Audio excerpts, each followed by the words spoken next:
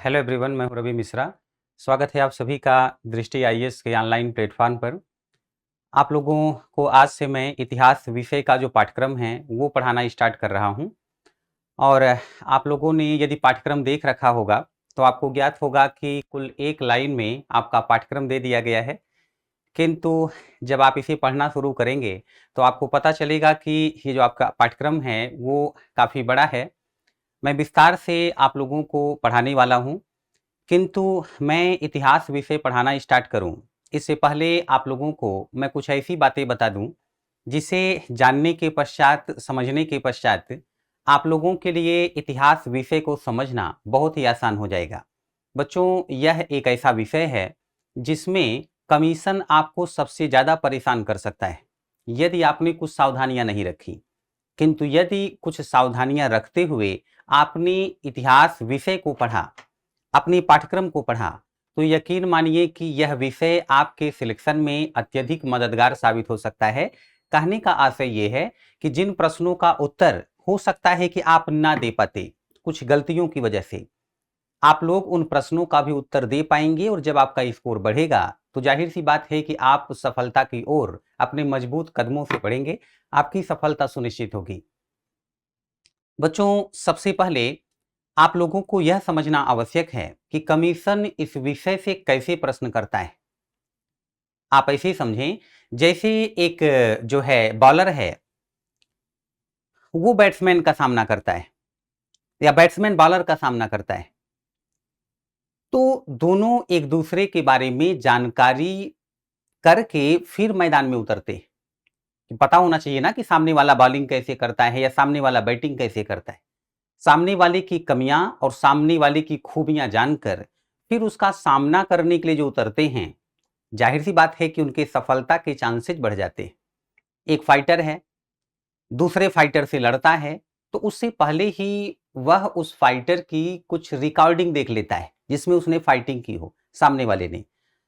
अब उस सामने वाले फाइटर की कमियों के बारे में जानना आसान हो जाता है, उसकी ताकत के बारे में जानना, उसकी खूबियों के बारे में जानना भी आसान हो जाता है। तो ऐसे में आप लोगों को भी बच्चों यही करना है।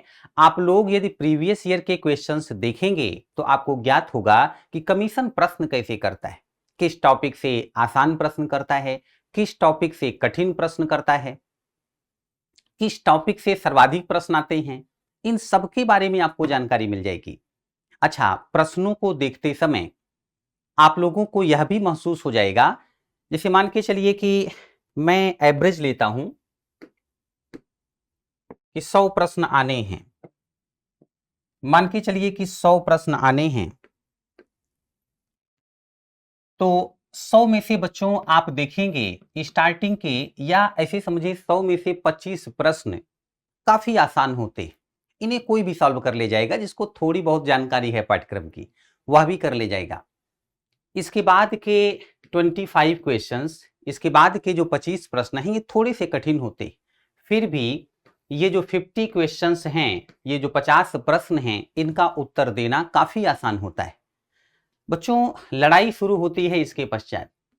इसके बाद के जो 25 प्रश्न हैं वो काफी कठिन होते हैं और उनका उत्तर वही दे सकता है जिसे जिसकी पाठ्यक्रम पर मजबूत पकड़ हो, जिसे फैक्ट के साथ साथ, यानी फैक्ट तो याद हो ही, जिसका कॉन्सेप्ट भी क्लियर हो। क्योंकि यहीं पर ऐसे प्रश्न आते हैं बच्चों कि समझना कठिन हो जाता है कि बी वाला सही है या सी वाला सही है या दोनों सही है या कोई सही नहीं है। यहां पर ऐसे प्रश्न आपको देखने को मिलेंगे जिनका उत्तर देना सामान्य बच्चों के लिए बहुत कठिन होता है। अब आप सोच रहे होंगे कि ये फैक्ट क्या है, कॉन्सेप्ट क्या है। मैं अभी स्पष्ट कर देता हूं, फिर इस पर आता हूं। देखो बच्चों, यदि आपसे प्रश्न कर लिया जाए कि महात्मा गांधी जो दक्षिण अफ्रीका में जो है रह रहे थे, वो भारत किस डेट को आए। सीधा सीधा प्रश्न हो कि महात्मा गांधी दक्षिण अफ्रीका से भारत किस दिन पहुंचे, किस डेट को पहुंचे। ये है फैक्ट। आपसे पूछ लिया जाए कि भारत आने वाली, यूरोप से भारत आने वाली पहली यूरोपीय कंपनी कौन सी थी, ये हो गया फैक्ट। आपसे यह पूछ लिया जाए कि बक्सर का युद्ध किस तारीख को हुआ, कब हुआ, यह फैक्ट है। आपसे यह पूछ लिया जाए कि भारत का पहला साम्राज्य कौन सा था। अब आप में से कई लोग उत्तर जानते होंगे कि मगध साम्राज्य, यह हो गया फैक्ट। किंतु जब आप सोचना शुरू कर देते हैं कि इसके पीछे की कहानी क्या है, जैसे मगध साम्राज्य, तो मगध साम्राज्य ही पहला साम्राज्य क्यों? अब आपको यह समझना होगा कि राज्य क्या है और साम्राज्य क्या है। देखो बच्चों, जैसे ये छोटा सा क्षेत्र है तो राज्य है, यह भी राज्य है, यह भी राज्य है, यह भी राज्य है। कई राज्य हो गए। यदि एक राज्य अपनी शक्ति में वृद्धि करे, सैन्य शक्ति बढ़ा ले, हथियारों का संग्रह कर ले, इसके पश्चात वह दूसरे राज्य पर नियंत्रण स्थापित कर ले, अब शक्ति और बढ़ गई।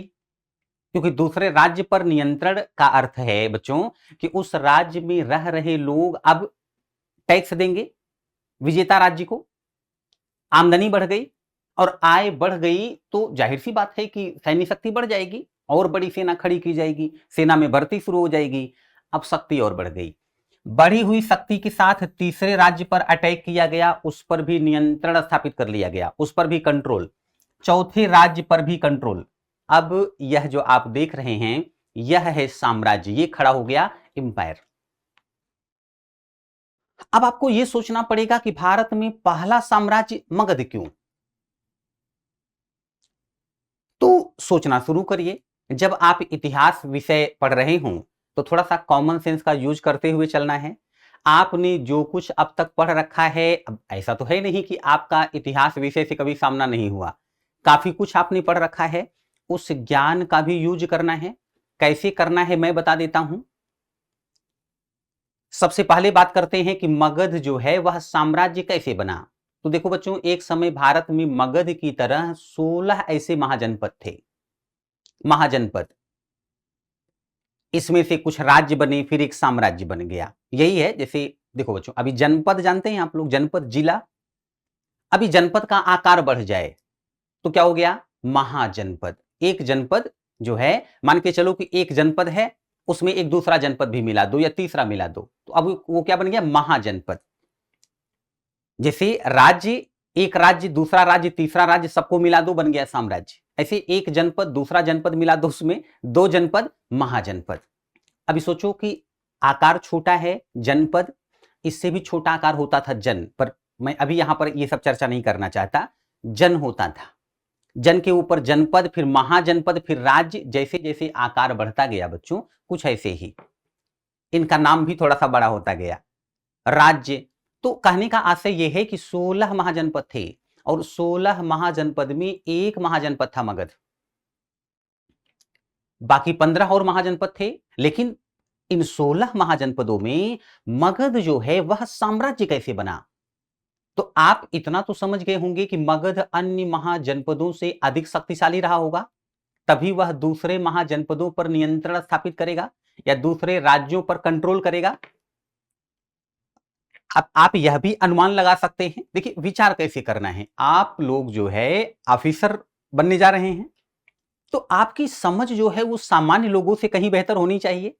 अब समझ को कैसे बढ़ाया जाता है? आपका जो पाठ्यक्रम है बच्चों, वह आपको विद्वान बनाने के लिए है, आपकी समझ जो है बहुत अधिक बढ़ा देने के लिए है, जिससे आप लोग देश के लिए बेहतर काम कर सकें अधिकारी के रूप में, है ना। देश की महत्वपूर्ण जिम्मेदारी आपको दी जाने वाली है। तो ये पाठ्यक्रम जो है, इससे परेशान नहीं होना है। ये समझिए कि बहुत बड़ा अवसर है आपके सामने विद्वान बनने का, ज्ञानी बनने का, अन्य लोगों से बेहतर बनने का, विशेष बनने का। तो यहां पर क्या है कि अब आप विचार करके देखें कि मगध जो है वह अधिक शक्तिशाली रहा होगा। अच्छा, कैसे? कैसे शक्तिशाली रहा होगा? तो बड़ी सेना रही होगी मगध के पास। अब आपको तुरंत सोचना पड़ेगा कि क्या बड़ी सेना होने से ही युद्ध जीत लिए जाते थे? क्योंकि आप बहुत अच्छी तरह से जानते हैं, देखिए मैंने क्यों कहा कॉमन सेंस का यूज करते रहना है। तुरंत जो है आप लोगों को प्रश्न पर प्रश्न करते रहना, ये कैसे हुआ, यह कैसे संभव हुआ, आपकी समझ बढ़ जाएगी। आपको सोचना पड़ेगा कि यदि बड़ी सेना होने से ही युद्ध जीते जाते तो मुट्ठी भर अंग्रेज भारत को कैसे गुलाम बना पाते। यदि बड़ी सेना होने से ही युद्ध जीते जाते तो इजराइल पर 4-4, 5-5 देशों ने मिलकर अटैक किया है, विजय हासिल नहीं कर पाए। यदि बड़ी सेना होने से ही युद्ध जीते जाते तो दुनिया का सबसे बड़ा देश रूस 1905 ईस्वी में जापान से हारा था। अब इतना तो आप समझ ही गए होंगे कि सेना बड़ी ना हो, हथियार बेहतर हों। यदि सेना बड़ी ना भी हो, हथियार बेहतर हों, युद्ध जीता जा सकता है। देखो बच्चों, आज का जो मेरा लेक्चर है वह आप लोगों के लिए बहुत अधिक महत्वपूर्ण है। इस लेक्चर को आपको सिर्फ ध्यानपूर्वक सुनना है। इससे क्या होगा कि आपकी समझ बढ़ेगी और आगे जो पाठ्यक्रम मैं आपको पढ़ाने वाला हूं वह समझना आपके लिए बेहद ही आसान हो जाएगा। इसलिए आज शांतिपूर्वक, धैर्यपूर्वक सिर्फ मुझे सुनते रहे। इसके बाद देखिएगा आप लोगों के लिए इतिहास जो है कितना इंटरेस्टिंग और इजी हो जाता है। इतिहास विषय को पढ़ना, विचार करके देखिए कि यदि हथियार बेहतर हों, सेना छोटी भी हो, शक्तिशाली जैसे इजराइल, जैसे जापान। बच्चों, जिस काल की बात मैं कर रहा हूं, मगध साम्राज्य के समय की, उस समय युद्ध जो है वो तलवारों से होता था और तलवारें बनती थी लोहे से। और मैं आपको बता दूं कि मगध की जो कैपिटल रही, वैसे अलग अलग समय पर अलग अलग राजधानियां रही हैं। एक समय राजधानी थी पाटलिपुत्र, वर्तमान समय का पटना, मतलब बिहार। अब बच्चों विचार करके देखो कि बिहार के आसपास लोहा आज भी मिलता है कि नहीं। छत्तीसगढ़, झारखंड से आपको लोहा मिल जाएगा कि नहीं। विचार करके देखो कि मगध के पास लोहे की उपलब्धता रही होगी कि नहीं, और वह बेहतरीन हथियार बना सकता है कि नहीं। एक दूसरी बात, मगध जैसा कि मैंने कहा बिहार का बड़ा क्षेत्र, इसके बाद साम्राज्य बढ़ता जाएगा तो लगभग संपूर्ण भारत पर कंट्रोल हो जाएगा, लेकिन आरंभ में बिहार का बड़ा क्षेत्र मतलब मगध। बच्चों, आप अच्छी तरह से जानते हैं कि बिहार में एग्रीकल्चर बहुत अच्छा होता है, कृषि बहुत अच्छी होती है। मगध में, ये बिहार में जनसंख्या भी बहुत अच्छी है। अब सोच करके देखो बच्चों, जिस राजा के पास कृषि योग्य भूमि है, विशाल जनसंख्या है, लोहे की उपलब्धता है, वह ना सिर्फ बेहतरीन हथियार बनवा सकता है बल्कि बड़ी सेना भी खड़ी कर सकता है कि नहीं। और इन विशेषताओं के साथ यह सब करके वह पड़ोसियों पर हमला करके विजय प्राप्त कर सकता है कि नहीं। बच्चों, इन्हीं विशेषताओं का लाभ उठाते हुए मगध शक्तिशाली बना था, मगध साम्राज्य बना था। और जिन विशेषताओं की बात मैं कर रहा हूं, अच्छा कितना शक्तिशाली था यह भी बता दूं। मगध साम्राज्य का शासक था एक समय घनानंद, और उसी समय पर भारत पर आक्रमण किया सिकंदर ने, विश्व विजेता कहलाता है। राज्यों को, साम्राज्यों को जीतता हुआ चला आया। जिस समय सैनिकों से कहा चलो मगध साम्राज्य पर आक्रमण करना है, बच्चों सेना ने इनकार कर दिया। कारण डर। और भी कारण बताए जाते हैं पर एक बड़ा कारण था डर। और यह मैं इसलिए कह रहा हूं कि सिकंदर के अंतिम वाक्य को सुनिए जो उसने सेना को संबोधित करते समय बोला था कि इन कायरता से भरे हुए दिलों में कौन साहस भरे, मेरे बस की बात नहीं, चलो वापस चलो। ये था मगध। और जिन विशेषताओं की बात मैं कर रहा था, इन्हीं का लाभ उठाते हुए चाणक्य और चंद्रगुप्त मौर्य ने वहीं मगध में बैठ करके इतना विशाल साम्राज्य खड़ा किया बच्चों कि चंद्रगुप्त मौर्य के पास लगभग संपूर्ण भारत था।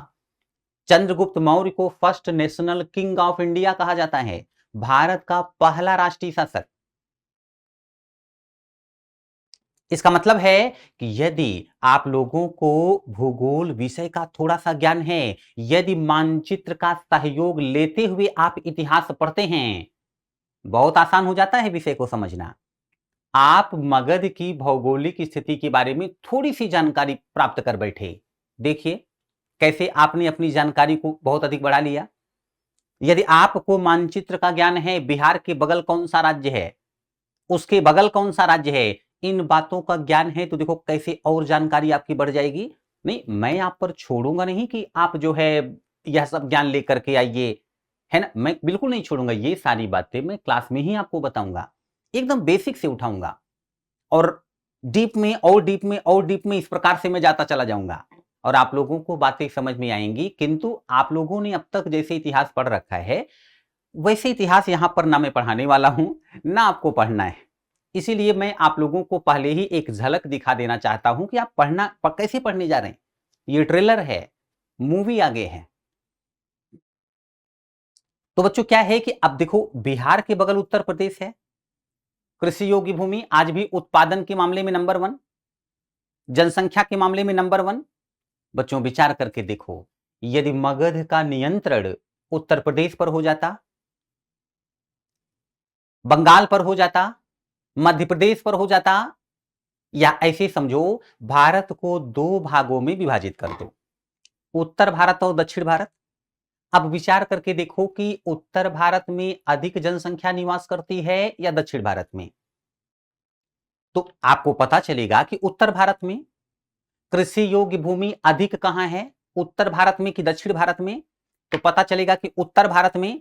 अब विचार करके देखो बच्चों कि यदि उत्तर भारत पर कोई नियंत्रण स्थापित कर ले, आय बढ़ी, कृषि योग्य भूमि है, आय बढ़ी, जनसंख्या भी अधिक है, सेना में भर्ती की जा सकती है, सैन्य शक्ति बढ़ी।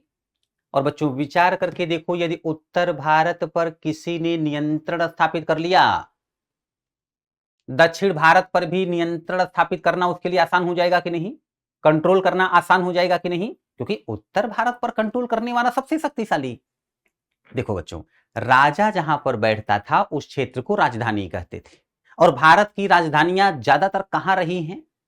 आज दिल्ली है, ये कहां है? उत्तर भारत की दक्षिण भारत? कभी आगरा थी, कभी पटना पाटलिपुत्र, कभी कलकत्ता। यह सब क्षेत्र उत्तर भारत में स्थित है कि दक्षिण भारत में? ये उत्तर भारत में बैठ करके नेशनल लेवल की पॉलिटिक्स करते रहे हैं लोग, आज तक करते हैं। नरेंद्र दामोदर दास मोदी बैठते कहां हैं?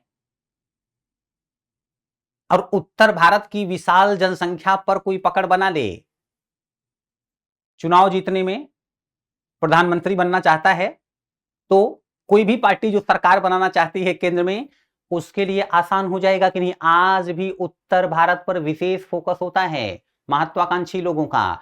इतिहास में भी ऐसा हुआ है कि उत्तर भारत पर पहले नियंत्रण स्थापित करने का प्रयास, जो महत्वाकांक्षी लोग होते थे बच्चों, उन्हें पता था उत्तर भारत पर नियंत्रण स्थापित कर लो, आगे का रास्ता बहुत आसान। अलाउद्दीन खिलजी का नाम सुना होगा, द्वितीय सिकंदर बनना चाहता था, दूसरा सिकंदर विश्व विजेता। और उसके लिए जानते हैं क्या किया था? उत्तर भारत पर मजबूत नियंत्रण और टैक्स वगैरह बढ़ा दिया। उसको पता था कि यहां से मेरा स्वप्न साकार हो जाएगा। नहीं हुआ, नहीं अलग बात है। तो कहने का आशय यह है बच्चों कि उत्तर भारत पर नियंत्रण स्थापित करने वाला बड़ा शक्तिशाली। अब यह बातें अपनी दिमाग में आप रख लीजिए कि यदि किसी को भी संपूर्ण भारत पर नियंत्रण करना है या विश्व में अपनी स्थिति को बेहतरीन बनाना है, उत्तर भारत पर नियंत्रण स्थापित कर ले, उसे ऐसा करना पड़ेगा। अब सोचो, आप चले थे एक फैक्ट से, एक तथ्य को पकड़कर चले थे कि मगध पहला साम्राज्य क्यों बना। लेकिन जब आप कॉन्सेप्ट क्लियर करने की ओर बढ़े तो आपको कितनी जानकारी प्राप्त हो गई और किस प्रकार से आपकी समझ बढ़ी, ये मैं एक उदाहरण दे रहा था। तो मैं आपको कुछ इसी प्रकार से बच्चों समझाने वाला हूं कि आप के दिमाग में कोई कंफ्यूजन ना रह जाए, पाठ्यक्रम पर मजबूत पकड़ बने। कोई डाउट भी होता है तो बीच बीच में जो है डाउट क्लियर करने के लिए ये जूम सेशन रखा जाता है, तो आप लोग मुझसे अपने प्रश्न पूछ सकते हैं। वैसे मैं कुछ इस प्रकार से पढ़ाने का प्रयास करूंगा कि डाउट रह ही ना जाए, और मैं भी नहीं चाहता कि आप लोग जो है किसी डाउट के साथ आगे बढ़ें। नहीं तो क्या होगा बच्चों की आगे की बातें क्लियर नहीं होंगी। हाँ, कुछ सावधानियां आपको रखनी है मेरे साथ और भी। एक तो मैं इतिहास विषय को थोड़ा-सा इमोशनली पढ़ाता हूँ, किंतु आप लोगों को बिल्कुल इमोशनल नहीं होना है। देखो बच्चों, एक पेशेंट डॉक्टर के पास जाकर के ज़ोर-ज़ोर से रोने लग जाए कि सर में दर्द है, बदन में दर्द है, सर कुछ करिए, और डॉक्टर भी उसकी तकलीफ देखकर रोने लग जाए कि नहीं, नहीं रोना बंद करिए, आपका रोना मुझसे देखा नहीं जा रहा। अब दोनों बैठ के रोने ही लग जाएँगे तो इलाज कौन करेगा? मैं इतिहास विषय को थोड़ा-सा इमोशनली पढ़ाता हूँ कि आप लोग मेरी बातों को अच्छे से समझ पाएँ, मुझसे कनेक्ट हो पाएँ। किंतु आप लोग अगर इमोशन में कहीं खो गए तो बातों को समझेगा कौन कि क्या अच्छा हुआ क्या बुरा हुआ। और जिस प्रकार से आपसे प्रश्न आते हैं वो आपकी समझ को चेक करना चाहते हैं। कमीशन आपकी समझ देखना चाहता है। और सबसे बड़ी बात समझना किस लिए है, तो बच्चों इतिहास विषय को समझ करके आप पूर्व में लोगों द्वारा की गई गलतियों और लोगों द्वारा किए गए अच्छे कार्य से अवगत हो जाते हैं। और भविष्य में आपको निर्णय लेने में बड़ी आसानी होने लगती है, क्योंकि आप जानते हैं कि यह निर्णय लेना सही नहीं है क्योंकि इतिहास में किसी ने लिया है, यह गलती नहीं करनी है क्योंकि इतिहास में ऐसी ही गलती करके कोई परिणाम भुगत चुका है, बुरा परिणाम।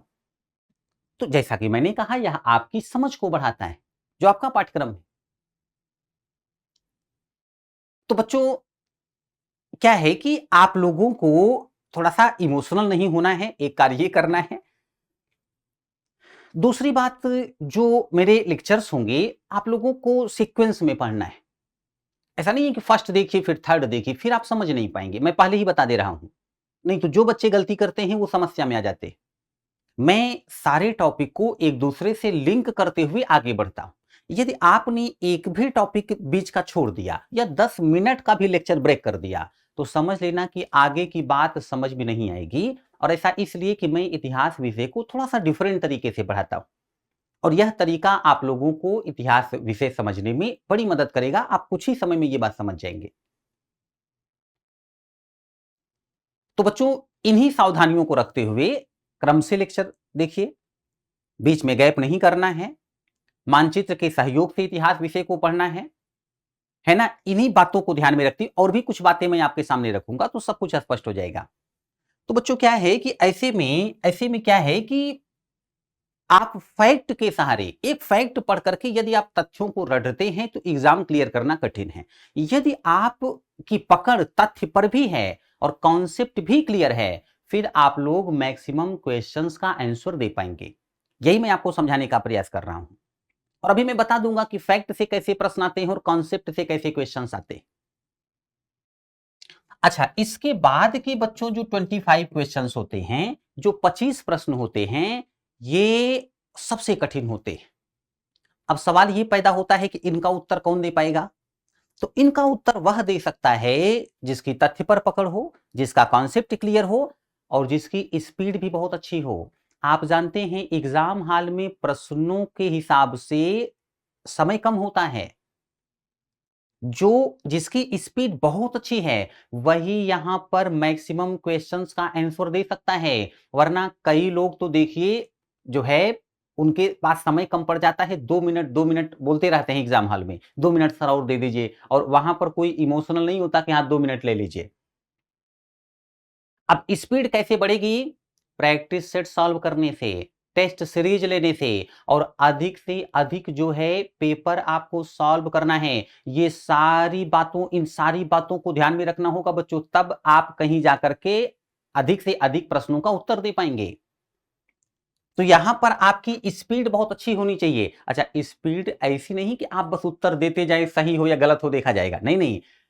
अच्छी स्पीड के साथ प्रश्नों का सही उत्तर देते हुए चलना है। कई प्रश्न ऐसे होते हैं बच्चों, जैसे प्रश्न किया गया कि बताइए भारत का लौह पुरुष किसे कहा जाता है? Iron man of India. आपने देखा विकल्प ए, विकल्प बी, विकल्प सी। विकल्प सी में दिया हुआ है विट्ठल भाई पटेल। आप जानते हैं वल्लभ भाई पटेल, लेकिन स्पीड के चक्कर में आप विट्ठल भाई पटेल को वल्लभ भाई पटेल समझ बैठे। आपने सी कलर कर दिया। घर आने के बाद फिर से जब पेपर देखने बैठे तो पता चला कि ये तो डी में वल्लभ भाई पटेल दिए हुए थे। बच्चों ऐसे ही 2-3 आसान प्रश्नों का उत्तर गलत करके, आसान प्रश्नों का गलत उत्तर दे करके बड़े मेहनती बच्चे भी बाहर हो जाते हैं। और ऐसा एक बार, दो बार, तीन बार होता है, तब जाकर सीखते हैं, फिर रिजल्ट देते हैं। आप ये बार बार गलतियां क्यों करेंगे और हम लोग आपको क्यों करने दें? इसलिए पहले ही बता दे रहे हैं कि इन सावधानियों के साथ आपको एग्जाम हॉल में जाना है। जो गलतियां करनी है एग्जाम हॉल से पहले कर लीजिए, एक दो नहीं 100 जो है आप पेपर सॉल्व करिए। एग्जाम हॉल गलती करने के लिए नहीं होता, वो प्रतिभा दिखाने के लिए है। जैसे पहले योद्धाओं को कह दिया जाता था हथियार चुन लो, देखते हैं किस हथियार में कुशल योद्धा हो। तो कोई कहता मैं तलवार से लड़ूंगा, कोई कहता मैं गदा से लड़ूंगा। ऐसे आपसे भी कह दिया गया है कि आप जो बनना चाहते हैं पाठ्यक्रम देख लीजिए। ईपीएफओ का एग्जाम देना चाहते हैं, स्टेट पीसीएस का देना चाहते हैं, आईएएस का देना चाहते हैं, ये चुनौती आप लेते हैं। अब आपको पाठ्यक्रम दे दिया गया, मतलब हथियार दे दिया गया। अब जाइए खूब प्रैक्टिस करिए, कुशल हो जाइए, फिर मैदान में उतरना है, वहां प्रतिभा दिखानी है। तो आप लोगों के लिए एग्जाम हॉल ऐसा ही है। नहीं, युद्ध का मैदान नहीं है एकदम से, लेकिन एक प्रकार से देखो तो युद्ध का मैदान ही है। बस लड़ाई दिमाग से नहीं, लड़ाई हथियार, ये आधुनिक जो है गन वगैरह से नहीं, हथियारों से नहीं, दिमाग से लड़नी पड़ती है। और वैसे आप लोगों को यह तो पता ही होगा कि दुनिया का सबसे खतरनाक हथियार दिमाग, इसी से लड़ाई लड़नी है। तो बच्चों, इन बातों का ध्यान आपको रखना है। अच्छा, मानचित्र का सहयोग लेकर के कैसे इतिहास विषय को आसानी से समझा जाता है, यह भी आपको थोड़ा सा और डिटेल से समझना होगा, तभी आप आसानी से इस विषय को समझ पाएंगे।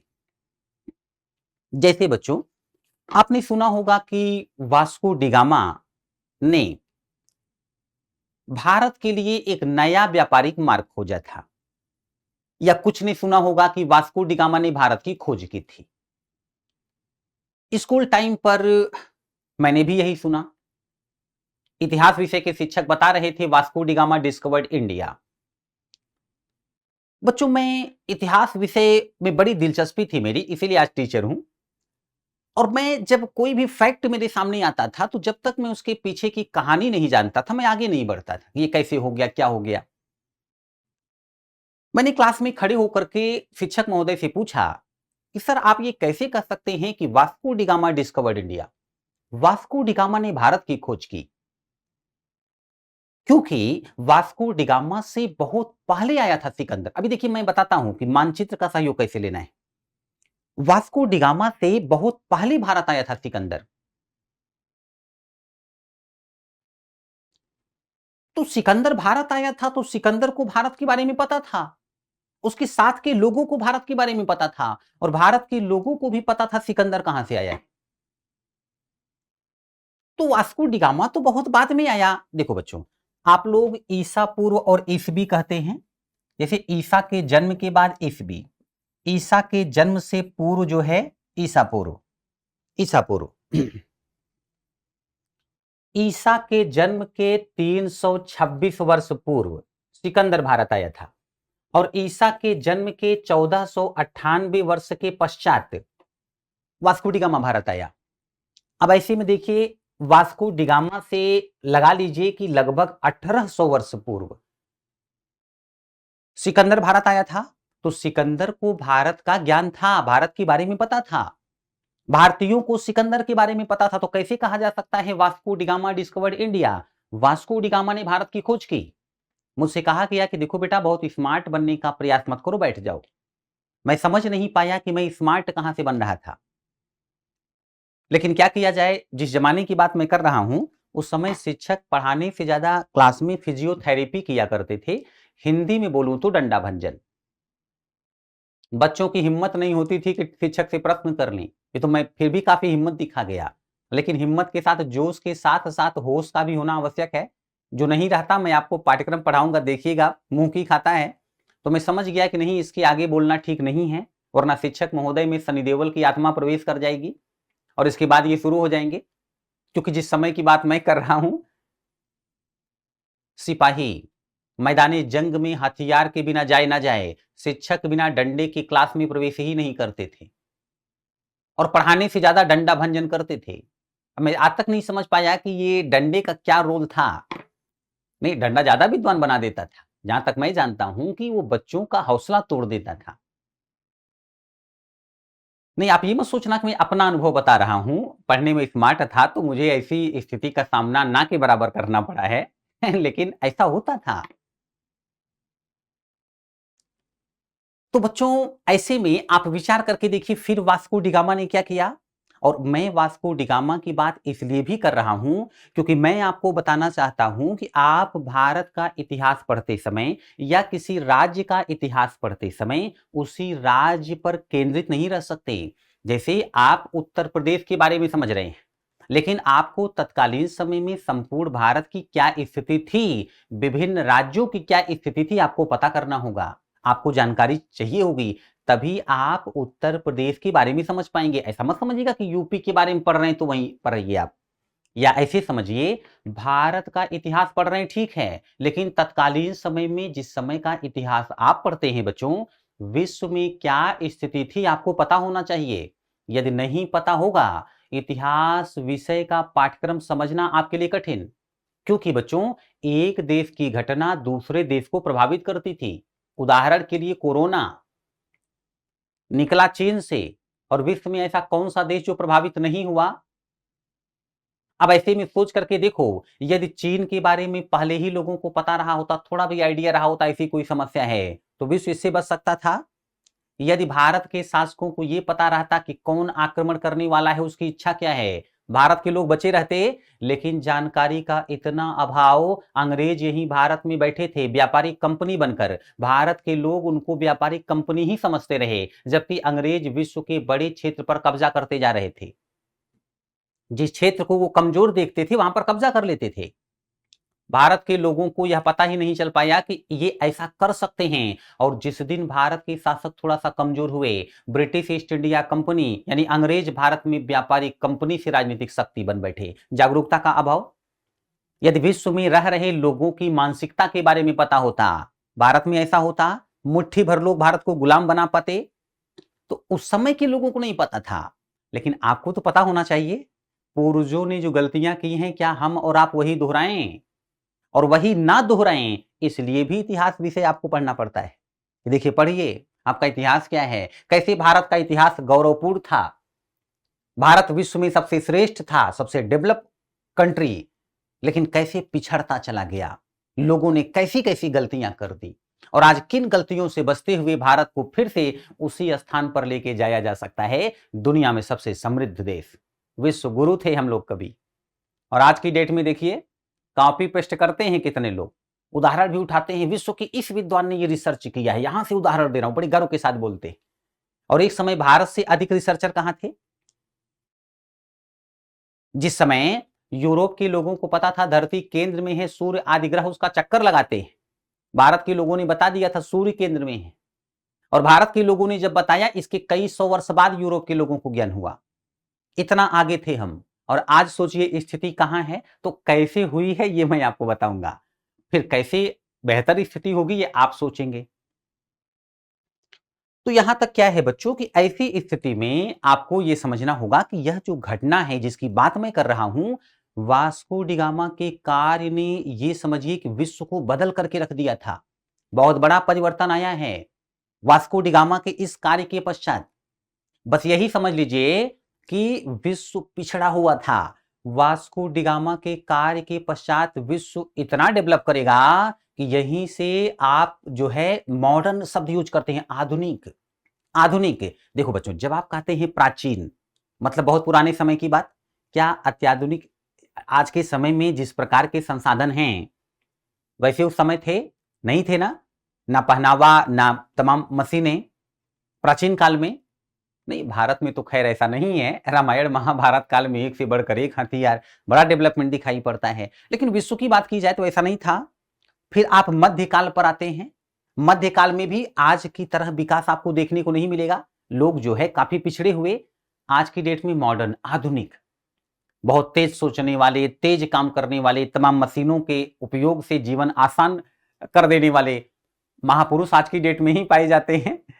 तो कहने का आशय यह है बच्चों कि ऐसी स्थिति में आप इस बात को समझिए, वास्को डिगामा भारत आया, यहीं से आप मॉडर्न हिस्ट्री पढ़ना शुरू करते हैं, और यहीं से बड़ी तेजी से आप देखेंगे दुनिया आधुनिक होती चली जाएगी। इससे पूर्व का जो विचार के मामले में पिछड़ापन था, विकास के मामले में पिछड़ापन था, वह सब दूर होता चला जाएगा।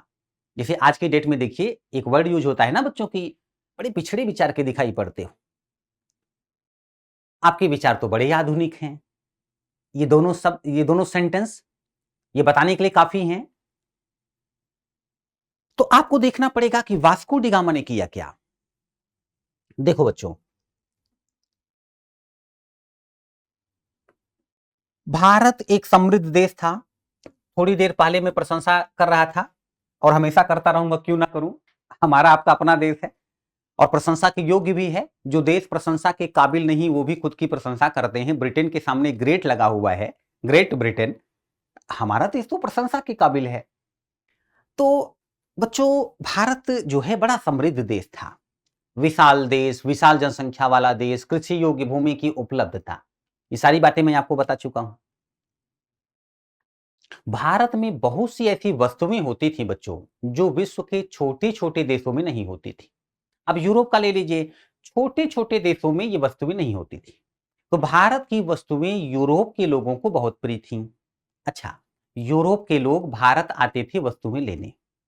बच्चों, जैसे भारत में मगध साम्राज्य था, ऐसे ही यूरोप में एक साम्राज्य खड़ा हुआ था, रोमन साम्राज्य। बड़ा विशाल साम्राज्य था। पर बाद में क्या हुआ कि यह साम्राज्य दो भागों में बट गया। पूर्वी रोमन साम्राज्य, पश्चिमी रोमन साम्राज्य। अब पूर्वी रोमन साम्राज्य मतलब पूर्व में, ईस्ट में, इधर। पश्चिमी रोमन साम्राज्य इधर। तो ऐसे में क्या हुआ बच्चों की, पूर्वी रोमन साम्राज्य और पश्चिमी रोमन साम्राज्य, है ना। अब जो पूर्वी रोमन साम्राज्य है, यहां से देखिए पूर्वी रोमन साम्राज्य के लोगों का भारत में आना जाना अधिक होगा। भाई इस साइड है, इधर है, यहां से भारत के लिए आ सकते हैं। पश्चिमी रोमन साम्राज्य पीछे हो गया, तो हर मामले में वो पीछे हो जाएगा बच्चों, आर्थिक रूप से पिछड़ जाएगा। जो आर्थिक रूप से पिछड़ता है वो मानसिक रूप से भी पिछड़ता ही चला जाता है। नहीं, कुछ लोग अपवाद हो तो बात अलग है कि मानसिक रूप से, आर्थिक रूप से पिछड़े हैं तो कोई बात नहीं, मेहनत करके वो डेवलप कर जाएंगे, उनकी मानसिक स्थिति अच्छी होती। नॉर्मली क्या होता है कि आर्थिक रूप से कोई पिछड़ा तो मानसिक रूप से भी पिछड़ेगा। भाई वो अच्छी शिक्षा नहीं ले पाएगा बच्चों, जहां चाहे वहां घूम टहल नहीं सकता, विश्व में आ जा नहीं सकता है, उतना पैसा ही नहीं होगा, तो उसे क्या पता चलेगा दुनिया में क्या चल रहा है और कहां से बुद्धि का विकास होगा।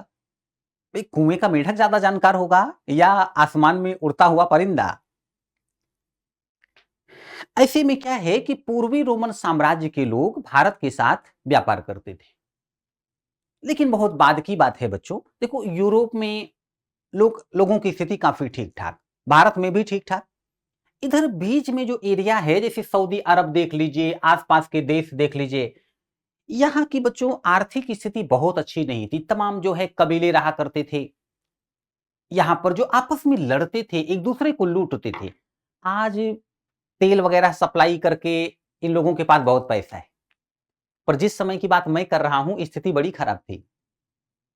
रेगिस्तान, रेगिस्तान में रहने वाले लोग, तो सोचो कृषि कितनी अच्छी होगी। और अगर कृषि कार्य अच्छा नहीं है, उत्पादन अच्छा नहीं है, तो व्यापार नहीं, बेचेंगे क्या। थोड़ा बहुत होगा लेकिन अधिक नहीं हो सकता। तो यहां पर लोग एक दूसरे को मारते थे, लड़ते थे, लूटते थे, यही करते थे। जिस समय पैगंबर मोहम्मद साहब ने बच्चों यहां पर इस्लाम धर्म की स्थापना की, तो इस्लाम धर्म की स्थापना के पश्चात क्या हुआ कि यहां पर जिसने भी इस्लाम धर्म स्वीकार किया उसे एक पहचान दी गई, मुस्लिम। अब ये नहीं कि ये अलग कबीला, ये अलग कबीला, इनकी अलग पहचान, उनकी अलग पहचान, एक पहचान मुस्लिम। और एक भावना, मुस्लिम मुस्लिम भाई भाई। और धीरे धीरे लोगों में एक उद्देश्य जो है देखने को मिला, इस्लाम धर्म का प्रसार, इस्लामिक साम्राज्य का प्रसार। तो बच्चों जो लोग कल तक एक दूसरे से लड़ रहे थे, आज वो संगठित होकर के बाहर निकलने लग गए। साम्राज्य प्रसार के नाम पर अफ्रीका पर अटैक, यूरोप पर अटैक, भारत पर अटैक। आपने सुना होगा महमूद गजनवी, भारत पर आक्रमण, मोहम्मद गोरी, भारत पर आक्रमण। आक्रमण पर आक्रमण होता रहा। और ऐसे में क्या हुआ बच्चों कि अच्छा, पूर्वी रोमन साम्राज्य पर भी आक्रमण होता था। जो ये पूर्वी रोमन साम्राज्य है बच्चों, मैं यहां लिख रहा हूं रोमन साम्राज्य, रोमन साम्राज्य। और इसमें पूर्वी रोमन, पूर्वी रोमन साम्राज्य और पश्चिमी रोमन साम्राज्य, पश्चिमी रोमन साम्राज्य। तो ये जो पूर्वी रोमन साम्राज्य है बच्चों, ये काफी समय तक आक्रमणकारियों के आक्रमण का सामना करता रहा। अच्छा, मुस्लिमों में कई प्रकार के मुस्लिम बच्चों, जैसे अरब क्षेत्र के मुस्लिम, शिया सुन्नी की बात मैं नहीं कर रहा, अरब क्षेत्र के मुस्लिम। बाद में तुर्कों ने इस्लाम धर्म स्वीकार किया तो वो मुस्लिम बने, मंगोलों ने इस्लाम धर्म स्वीकार किया तो तुर्क, मंगोल, अरबी, ये कई लोग। इसमें जो तुर्क हैं बच्चों, तुर्कों ने क्या किया कि अटैक पर अटैक किया पूर्वी रोमन साम्राज्य पर, और पूर्वी रोमन साम्राज्य इन आक्रमणों का सामना करता रहा। 1453 ईस्वी की बात है बच्चों, 1453 ईस्वी की, 1453 एडी, पूर्वी रोमन साम्राज्य की राजधानी हुआ करती थी, पूर्वी रोमन साम्राज्य की राजधानी हुआ करती थी कुस्तुनतुनिया, कुस्तुनतुनिया पर तुर्कों ने कब्जा कर लिया, तुर्कों ने कब्जा कर लिया, तुर्कों ने कब्जा कर लिया। अच्छा, ये कैसे संभव हो पाया? तो देखो बच्चों, लंबे समय से अटैक कर रहे थे तुर्क, और आप अच्छी तरह से जानते हैं कि धीरे धीरे करके, जैसे प्राचीन काल में लोग तलवार से लड़ते थे, फिर धीरे धीरे करके नवीन हथियारों का प्रयोग होगा, अत्याधुनिक हथियारों का। जैसे आज की डेट में आप जानते हैं कितने खतरनाक हथियार हैं लोगों के पास, मिसाइल वगैरह है। इससे पहले चले जाइए तो तोप और बंदूकें थी, उससे पहले चले जाइए तो तलवारें थी। विचार करके देखो बच्चों, कोई तलवार से लड़े या किसी के पास तोप आ जाए, अब तोपों से लड़ना आसान होगा कि नहीं? अब सोच के देखो, अगर तुर्कों के पास तोपें हों, गोला बारूद हो, यूरोप पर आक्रमण करके तुर्कों ने सफलता प्राप्त की। चलिए एक आक्रमणकारी के बारे में बताता हूं, बाबर। उसके अंदर मंगोलों का भी ब्लड था और तुर्कों का भी, मंगोलों का भी ब्लड था और तुर्क, उसके माता पिता में एक मंगोल था, एक तुर्क। तो तुर्क और मंगोल दोनों का ब्लड है बाबर में। बाबर जो है बच्चों, भारत पर आक्रमण किया। आपने सुना होगा पानीपत का प्रथम युद्ध। देखो, आज जो कुछ मैं बता रहा हूं सिर्फ सुनते जाना है, आपको अपनी समझ बढ़ानी है। मैं बच्चों जब टॉपिक उठाऊंगा पढ़ाने के लिए तो बड़े आराम से आपको सब कुछ समझाऊंगा, फिर सब कुछ क्लास में ही नोट करा दूंगा। भले ही ये क्लास जो है ऑनलाइन है, किंतु मैं ऑफलाइन मोड में जिस प्रकार से पढ़ाया जाता है वैसा पढ़ाने का प्रयास करूंगा, जैसा ऑफलाइन क्लासेज में आप लोगों को पढ़ने को मिलता है। पहले विस्तार से सब कुछ समझाऊंगा, कॉन्सेप्ट क्लियर, फिर विस्तार से सब कुछ नोट कराऊंगा, जिससे आप लोग बार बार नोट्स का रिवीजन करके पाठ्यक्रम पर अपनी मजबूत पकड़ बना सकें। लेकिन अभी क्या है, सिर्फ आपको मुझे सुनते जाना है, और जो बातें मैं यहां कर रहा हूं, यदि कोई भी बात थोड़ी कम समझ में आए तो परेशान मत होना, आगे मैं इसकी चर्चा जरूर करूंगा। मैं बार बार फर्स्ट लेक्चर में जो कुछ आपको बता रहा हूं उसकी याद दिलाऊंगा। देखो बच्चों, मैंने ये बताया था। तो ट्रेलर देखकर पूरी मूवी के बारे में नहीं समझा जा सकता, लेकिन अनुमान लगाया जा सकता है, तो ये ट्रेलर है। बच्चों क्या है कि यहां पर जो है बाबर, आपने सुना होगा कि बाबर और इब्राहिम लोदी के मध्य पानीपत का प्रथम युद्ध हुआ, और यह प्रश्न ईपीएफओ में आया भी हुआ है। भले ही मैं समझा रहा हूं, और सिर्फ समझा रहा हूं, प्रश्न बना हुआ है। मैं क्लास में एक भी सेंटेंस ऐसा यूज नहीं करना पसंद करूंगा बच्चों जो आपके काम का ना हो। बाबर के पास तोपें थी और इब्राहिम लोदी को पता ही नहीं था कि तोप क्या होता है। प्राचीन काल से ही भारत के शासक हाथियों के सहयोग से युद्ध लड़ते रहे थे। महाभारत काल में देखो, अश्वत्थामा नाम के एक हाथी को मारा था भीम ने, और द्रोणाचार्य से कहा गया कि आपके पुत्र अश्वत्थामा की हत्या हो गई, उसकी मृत्यु हो गई। हाथियों का प्रयोग होता था। चंद्रगुप्त मौर्य और सिकंदर का एक सेनापति था सेल्यूकस, दोनों के मध्य युद्ध हुआ। कहा जाता है चंद्रगुप्त मौर्य ने सेल्यूकस की बेटी से शादी की और सेल्यूकस को भेंट में दिया था हाथी। इब्राहिम लोदी हाथी लेकर के गया कि हाथी को दौड़ा करके बाबर की सेना को कुचलवा दूंगा। हाथी दौड़े बाबर की सेना की ओर, बाबर ने तोप के गोले मारे। लोदी को पता ही नहीं था तोप क्या होता है। अब सोच के देखो, तोप के गोले हाथियों के सामने फट रहे हैं या हाथियों पर गिर रहे हैं, तो हाथी हैं, सनी देओल तो है नहीं कि फिर भी दुश्मन की ओर ही दौड़ते रहेंगे। हाथी उल्टा दौड़ पड़े, अपनी ही सेना को कुचल करके रख दिया। बाबर ने पानीपत का प्रथम युद्ध जीता था। किसके सहयोग से? तोप के सहयोग से। और भी कुछ कारण थे, मैं उस पर नहीं जा रहा। तोप के प्रयोग से। तोप का प्रयोग, बेहतर सेना, अच्छे अधिकारी, अनुशासन। छोटी सेना भी बड़ी सेना पर भारी पड़ेगी, मैं पहले ही बता चुका हूं। बच्चों क्या हुआ कि ये जो तुर्क हैं, इन्होंने पूर्वी रोमन साम्राज्य की राजधानी पर कब्जा कर लिया। साम्राज्य बढ़ा, ऑटोमन साम्राज्य कहा जाता है, तुर्कों का साम्राज्य, ऑटोमन साम्राज्य, ऑटोमन साम्राज्य। अब विचार करके देखो कि यूरोप से भारत आने के जो मार्ग थे, जिन मार्गों से व्यापारी आया जाया करते थे, वे मार्ग अवरुद्ध हो गए, बंद हो गए। ये मुस्लिम शक्तियां यूरोप के लोगों को क्यों आने देंगी?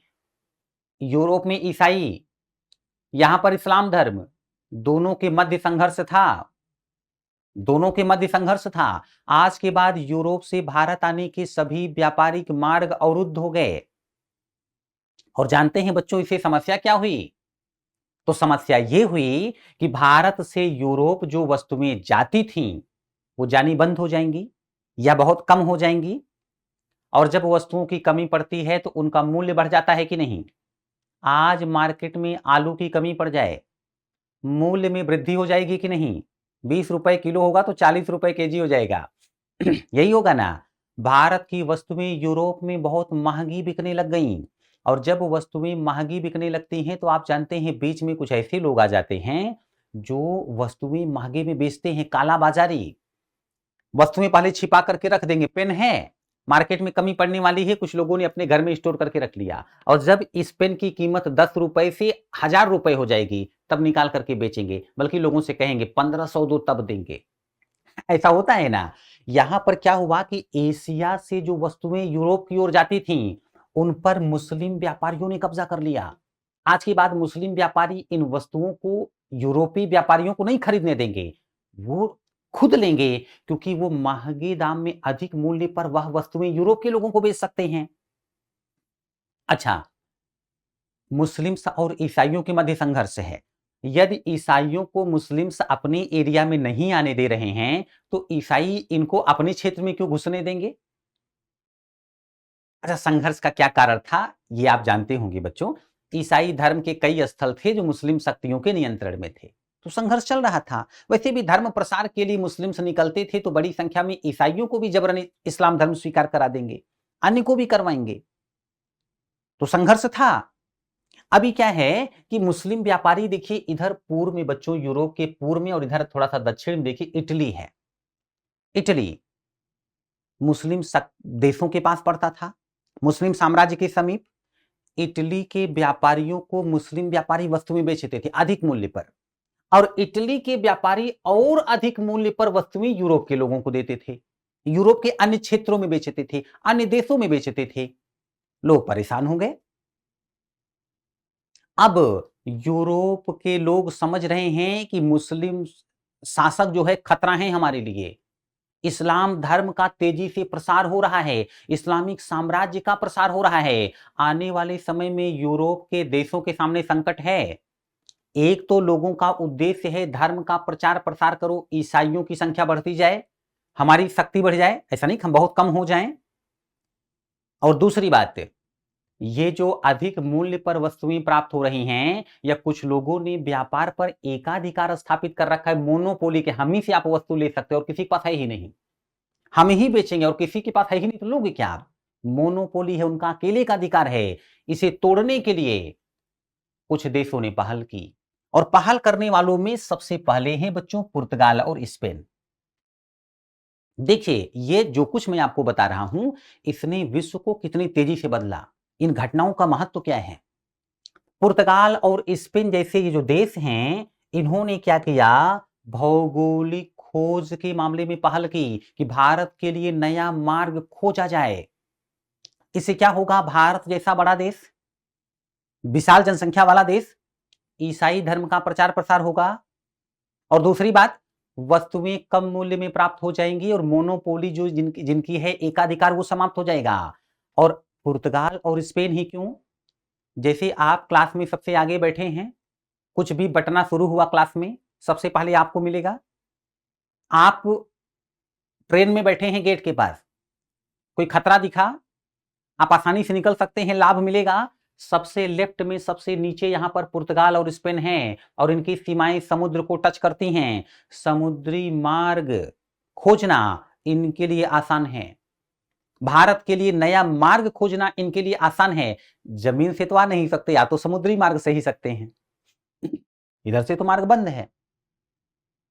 इधर से समुद्री मार्ग भी आता था, ये देखिए भूमध्य सागर, लाल सागर से होते हुए, और जमीन से भी आप आ सकते थे। ऐसे में क्या हुआ बच्चों कि पुर्तगाल और स्पेन ने इस दिशा में पहल की, और यही स्पेन से निकला था बच्चों कोलंबस, निकला था भारत के लिए। और उसके पास आज की डेट में जैसे आप लोग मैप का यूज करते हैं या कोई भी लोकेशन मोबाइल में डाल करके उसे फॉलो करते हुए फिर चले आते हैं, ऐसा उस समय नहीं था। बस लोगों को इतना पता था कि धरती गोल है, तो यदि गोल गोल आप घूमते रहोगे तो एक समय जो है आप वहीं पहुंच जाओगे जहां से निकले थे। मतलब ऐसे निकलोगे तो गोल गोल घूमते हुए फिर वहीं पहुंच जाओगे। वैसे इस चक्कर में, इस सोच के साथ निकलने वाले सच में गोल हो गए, पता ही नहीं चला कि गए कहां।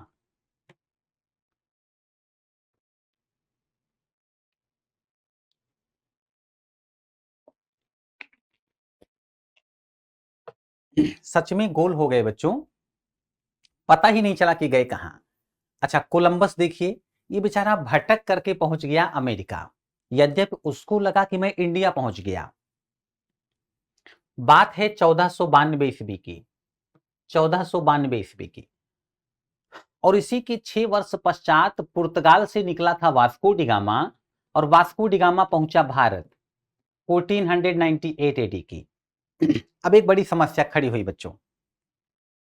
कोलंबस ने कहा यह है इंडिया, अमेरिका को इंडिया समझा उसने, और आज तक अमेरिका में जो लोग रह रहे थे, बाद में तो बहुत से लोग यूरोप से जाकर बसे हैं, अफ्रीका से जाकर बसे हैं, अमेरिकी मूल के जो लोग हैं आज भी रेड इंडियंस कहे जाते हैं। अभी वास्को डिगामा ने कहा यह है इंडिया, यूरोप के लोगों को दो इंडिया पता चला।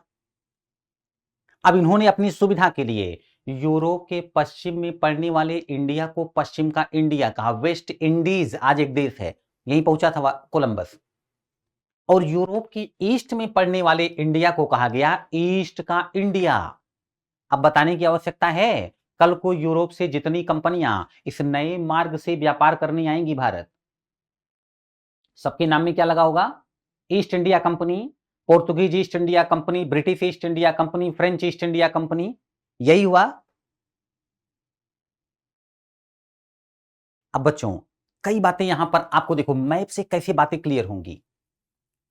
पहले भारत आने के लिए मार्ग इधर से था। इस मार्ग के समीप जो देश थे जैसे इटली वगैरह, बड़ा विकास हुआ था इनका। आज इधर से मार्ग बंद, अब ये देश पिछड़ने लग जाएंगे। व्यापार से ही डेवलप थे ये, भारत की तरह कृषि योग्य भूमि बहुत अधिक नहीं थी इनके पास। अभी क्या है यहां पर देखो बच्चों, अब इधर से मार्ग खुला। आज के बाद इन मार्गों के पास स्थित देश बड़े डेवलप करेंगे। पहले भूमध्य सागर से मार्ग जाता था, आज अटलांटिक महासागर से मार्ग जाएगा। अटलांटिक महासागर के किनारे स्थित देश पुर्तगाल, फ्रांस, ब्रिटेन, बताने की आवश्यकता है कल को कितने शक्तिशाली होंगे। जैसे भारत में उत्तर भारत पर नियंत्रण करने वाला राष्ट्रीय स्तर पर राजनीति करता था, आज अटलांटिक महासागर के किनारे स्थित देश कल को अंतरराष्ट्रीय स्तर की राजनीति करते हुए नजर आएंगे। विश्व के बड़े क्षेत्रों पर कब्जा, इतनी शक्ति बढ़ेगी। और ये सब कैसे होगा मैं विस्तार से बताऊंगा। अभी तो आप अनुमान लगाने में सक्षम होंगे, अनुमान लगा सकते होंगे कि कैसे हुआ। तो यहां नहीं तो मैं आगे क्लियर करा दूंगा। यहां पर क्या हुआ बच्चों कि आप अटलांटिक महासागर से व्यापार होने लग जाएगा। पर सोच के देखो, भारत के लिए नया व्यापारिक मार्ग खोजा गया और समुद्री मार्ग। वास्को डिगामा भारत से जो मसाला लेके गया उसे 60 गुना लाभ प्राप्त हुआ था। 1 रुपए का मसाला खरीदा हो, 60 रुपए लाभ कमाया है। लाभ बहुत अधिक है। अब लाभ इतना अधिक है तो लाभ लेने के लिए भाग भाग कर पुर्तगाल से लोग आएंगे। पड़ोसी का डेवलपमेंट पड़ोसी देख नहीं पाता। आप अमेरिका जाइए, 4 वर्ष में आइए, तुरंत फॉर्च्यूनर गाड़ी खरीदिए, प्रॉपर्टी लेना शुरू करिए, हफ्ते 10 दिन के अंदर ही बहुत से आपके पड़ोसी अमेरिका में होंगे। ऐसा होगा ना?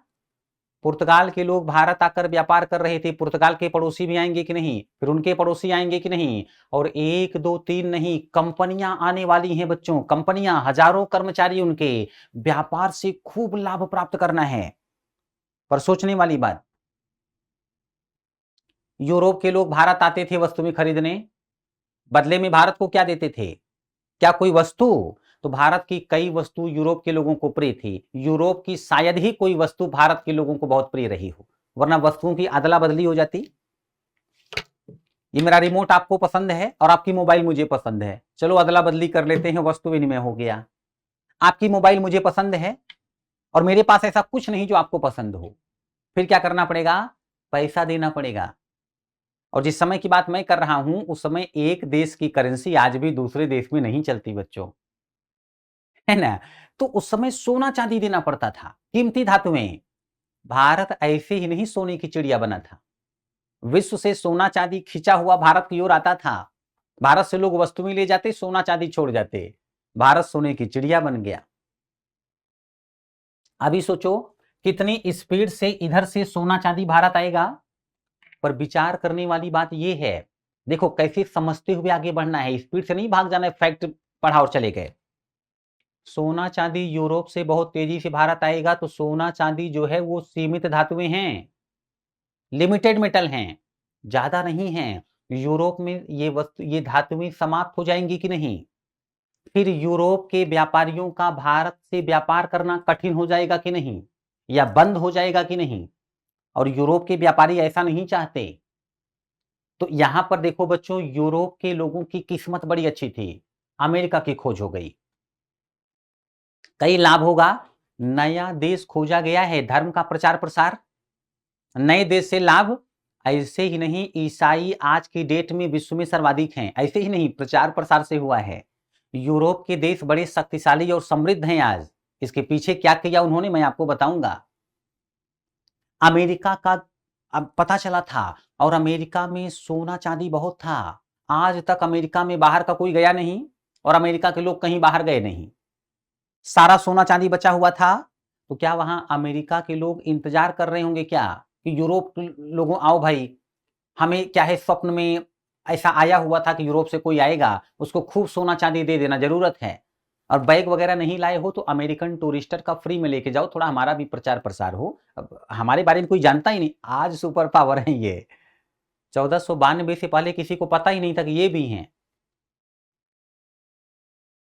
ऐसी स्थिति थी।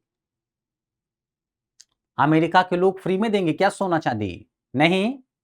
और यूरोप के लोगों के पास क्या है जो अमेरिका के लोगों को दे देंगे? जो कीमती धातुएं थी भारत में दे दी, थोड़ी बहुत तो बची है, और वो तो अमेरिका में देंगे नहीं, इनको तो धातुएं ही चाहिए। अमेरिका में क्या देंगे? तो दुनिया का सबसे खतरनाक हथियार, दिमाग, दिमाग लगा दिया। यूरोप के लोगों ने देखा कि अमेरिका में एरिया ज्यादा है, पॉपुलेशन कम है, क्षेत्र ज्यादा है, जनसंख्या कम है। आज भी अमेरिका में इतने बड़े बड़े किसान हैं बच्चों की, दवाओं का छिड़काव भी खेतों में हेलीकॉप्टर से करते हैं। अमेरिका के लोगों को कार्य करने वालों की आवश्यकता थी।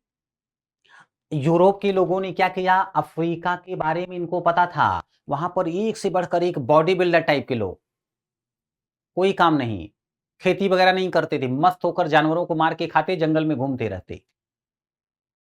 यूरोप के लोगों ने बड़ी संख्या में ऐसा कार्य किया कि अफ्रीका के जानवर मर गए, अफ्रीका वाले भूखों मरने लग गए। यूरोप के लोग शिप में भोजन लेकर के पहुंचे, अफ्रीका के भाइयों चाहिए क्या? अफ्रीका वालों ने कहा बिल्कुल। बोले हमको क्या दोगे? अफ्रीकन के पास क्या था उनके सिवा? लोगों ने कहा हम ही चलते हैं सर। भूखा व्यक्ति अपने बच्चों तक को बेच दिया है, इतिहास में आप पढ़ेंगे। अफ्रीका से गुलाम बैठाए गए शिप में, और शिप पहुंचा अमेरिका। अमेरिका में गुलाम दे करके सोना ले लिया गया कि भाई काम करने वालों की आवश्यकता है ना, लीजिए हमको दीजिए सोना चांदी। आज भी देख लीजिए, अमेरिका में काले लोग भरे पड़े हैं, ये काले लोग जो हैं इनके पूर्वज अफ्रीका से थे। तो यहां पर क्या है बच्चों कि अभी क्या है कि अब जो है सोना चांदी यूरोप के लोगों को मिला, कल तक यूरोप से भारत आना और भारत से यूरोप चले जाना, व्यापार समाप्त। आज देखो अफ्रीका, यूरोप से भोजन अफ्रीका पहुंचाना, अफ्रीका से गुलाम अमेरिका पहुंचाना, अमेरिका से कीमती धातुएं यूरोप लाना, यूरोप से फिर कीमती धातुएं भारत लाना, भारत से वस्तुएं खरीद कर यूरोप के विभिन्न क्षेत्रों में वस्तुएं बेचना। आपको नहीं लग रहा है कि कुछ ज्यादा ही भागदौड़ हो रही है। और इतना ही नहीं, अमेरिका की खोज होने से लाभ प्राप्त हुआ, भारत के लिए नया मार्ग खोजा गया तो लाभ प्राप्त हुआ, और देशों को खोजा जा सकता है, लाभ मिलेगा, ईसाई धर्म को मानने वालों की संख्या बढ़ाई जा सकती है और यूरोप के देशों की शक्ति बढ़ सकती है। आज के बाद ये यही करने वाले हैं कि नहीं बच्चों? विश्व के देश एक दूसरे से जुड़ने लग गए, नए नए देश प्रकाश में आए, वो भी एक दूसरे के साथ जुड़ने लग गए, और क्या हुआ? ग्लोबलाइजेशन, वैश्वीकरण। आप वैश्वीकरण के दौर में रहते हैं। हमारे प्रधानमंत्री आज की डेट में तो थोड़ा कम यात्रा करते हैं, और ना एक समय आज इस देश में हैं, कल उस देश में रहते थे। नहीं मतलब अपना घूमने का मन नहीं होता था कि हम घूम के आएँ, वो देश हित में ही जाना होता था, मैं वो बात नहीं कर रहा। लेकिन विभिन्न देशों में ऐसे टहला करते थे बच्चों, जैसे गाँव में आप लोग एक गाँव से दूसरे गाँव में जाकर घूम के आ जाएँ, या शहर में एक मोहल्ले से दूसरे मोहल्ले में घूम के आ जाएँ। ऐसे ही विश्व में घूमना जो है आज की डेट में आसान हो गया। वैश्वीकरण, ग्लोबलाइजेशन। विश्व के विभिन्न देश एक दूसरे से प्रभावित होने लग गए, लोग बदलने लग गए, और धीरे-धीरे करके देखिएगा यूरोप के लोगों की आर्थिक स्थिति बेहतर, फिर मानसिक स्थिति बेहतर, फिर आविष्कार, नवीन हथियारों का प्रयोग, नवीन मशीनों का प्रयोग, लोग आधुनिक होते जाएंगे, और धीरे-धीरे यूरोप के लोग विश्व में घूम रहे थे, विश्व के विभिन्न क्षेत्र के लोग एक दूसरे देश में जा रहे थे, और ये सब क्या करेंगे बच्चों? इससे क्या होगा? विश्व में आप देखेंगे विश्व आधुनिक होता चला जाएगा। आज तक ऐसा हो रहा है, अभी ये सब हो रहा है, ऐसा नहीं कि समाप्त हो गया। अभी भी ये सब हो रहा है। परिवर्तन होता जा रहा है, प्रभाव पड़ता जा रहा है एक देश का दूसरे देश पर। जैसे भारत में कहा जाता है कि पश्चिम से लोग प्रभावित हो रहे हैं। नहीं, आधुनिकता का मतलब ये नहीं होता कि आप कुछ भी करिए। आपको मैं ये भी बताऊँगा, आधुनिकीकरण अलग है बच्चों, पश्चिमीकरण अलग है। ये दोनों अलग-अलग है। पर वर्ड यूज़ किया जाता है ना कि आधुनिक हो रहे हैं। अब आधुनिक होने के चक्कर में कई लोग पश्चिम की पूरी नकल कर लेते हैं। पश्चिम के लोग जैसे रहते हैं वैसे रहेंगे, इस प्रकार से। तो क्या है कि ये समस्या, मैं ये बताना चाहता हूँ कि ऐसी बातें आपने सुनी होंगी बस। क्या है इसके पीछे की कहानी, अभी समझना आवश्यक नहीं है। अब बच्चों क्या हुआ कि देखिए यूरोप के देशों को लाभ प्राप्त होने लग गया, वैश्वीकरण आ गया। रही बात भारत की, तो देखो बच्चों लाभ हुआ है यूरोप का, भारत का नहीं, अमेरिका का भी नहीं। अमेरिका के लोग बेचारे कब का मार डाले गए। आज मुट्ठी भर बचे हैं जो अमेरिका मूल के, बाकी तो वहां पर बाहर के लोग जाकर बस गए। अफ्रीका के लोग गुलाम बना दिए गए। अब भारत की बात करूं, सोने की चिड़िया कहलाने वाला हमारा देश, सारा सोना यहां से चला जाएगा, चिड़िया बचेगी। और घायल अवस्था में आज तक इलाज हो रहा है, पूरी तरह से स्वस्थ नहीं हो पाई है। यही होने वाला है भारत का दुर्भाग्य, ऐसे लोगों का आना। क्यों? भारत बच्चों प्राकृतिक रूप से उत्तर से सेफ रहा है, हिमालय हमारी सुरक्षा करता रहा, आज तक करता है। दक्षिण में हिंद महासागर हमारी सुरक्षा करता रहा है, आज तक करता है। ईस्ट में म्यांमार तक अपना था, किसमें साहस, उसके उधर कोई था क्या जो चला आए? हम पर एक ओर से अटैक होता था मात्र उत्तर पश्चिम से, अफगानिस्तान से होते हुए, उधर से ही आक्रमणकारी आते थे। आज की डेट में देखो, दक्षिण की ओर से सुरक्षित रहे हम।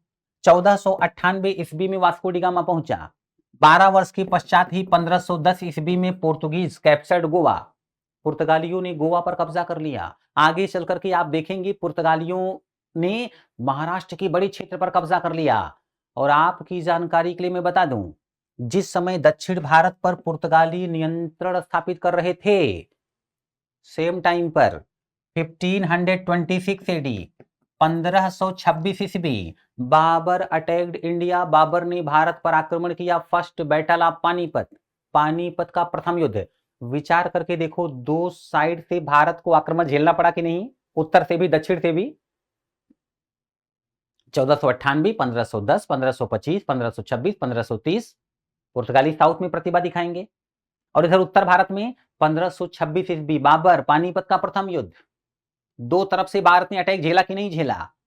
पुर्तगाली साउथ पर प्रभाव स्थापित कर रहे थे, बाबर ने नॉर्थ को कंट्रोल में ले लिया।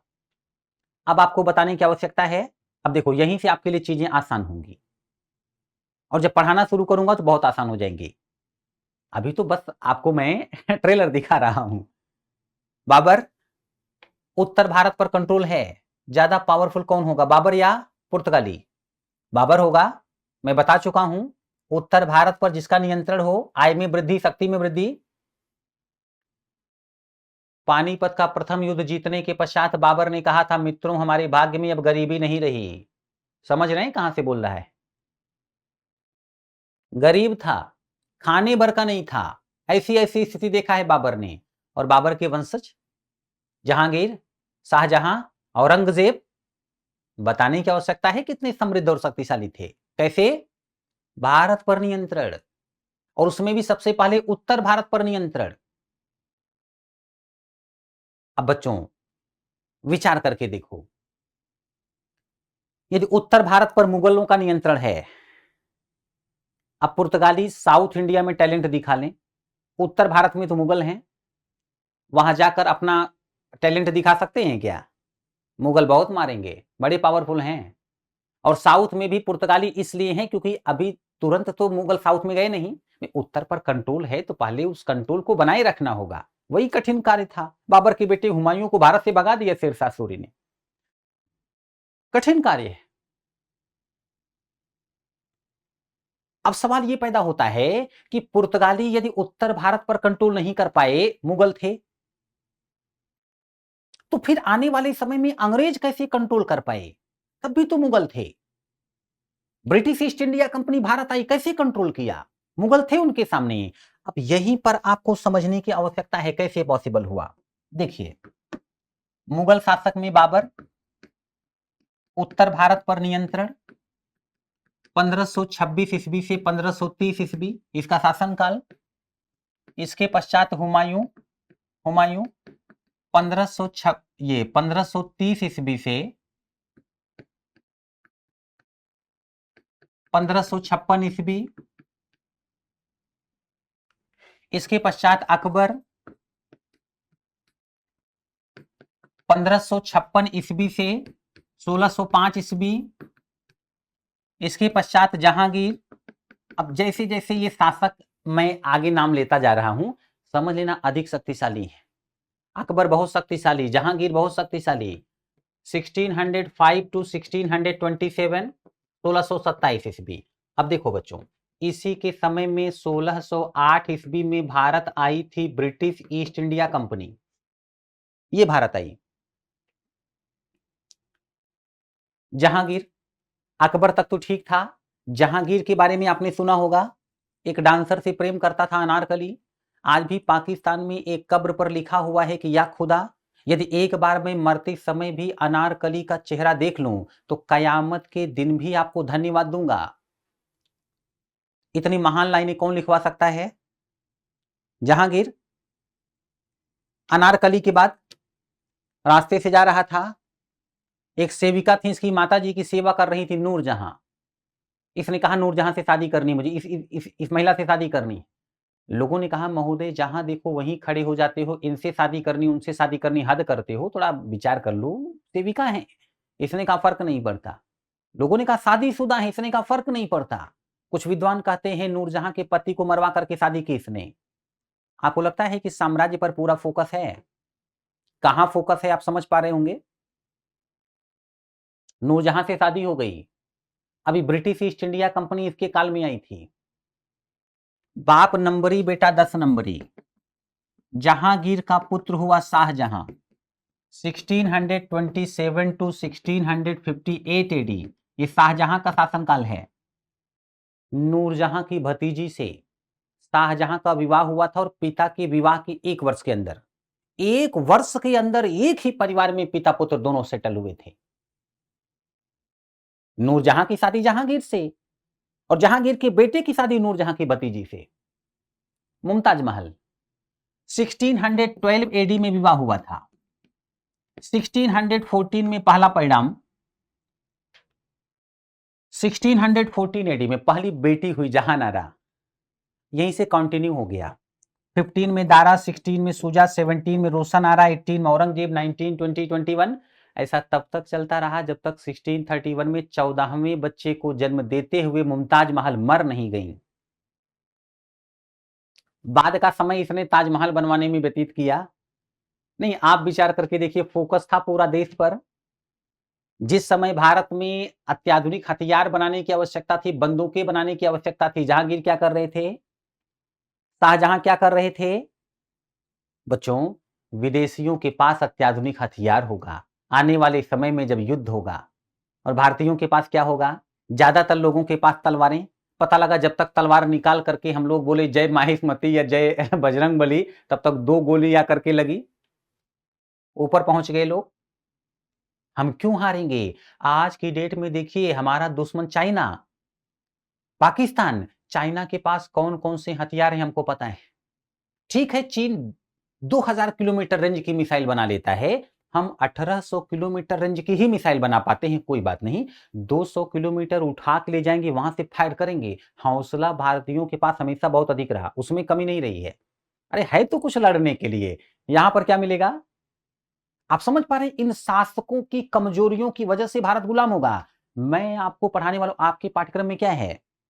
स्वतंत्रता संघर्ष, राष्ट्रीय आंदोलन, यही दिया हुआ है भारत की संस्कृति। तो राष्ट्रीय आंदोलन आप तब समझेंगे जब पहले समझेंगे कि भारत गुलाम कैसे हुआ। गुलाम होने के पश्चात आप देखेंगे लोगों से लड़ने के चक्कर में, लोगों में, विदेशियों से लड़ने के चक्कर में लोगों में राष्ट्रवादी भावना प्रबल होती चली जाएगी, तब शुरू होगा राष्ट्रीय आंदोलन। तो वहां तक आने के लिए मुझे आपको काफी कुछ बताना है।